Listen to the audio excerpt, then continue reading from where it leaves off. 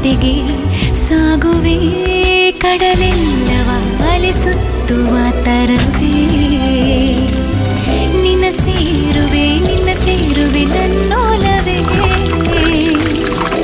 ಸಂಜು ಮತ್ತು ಗೀತ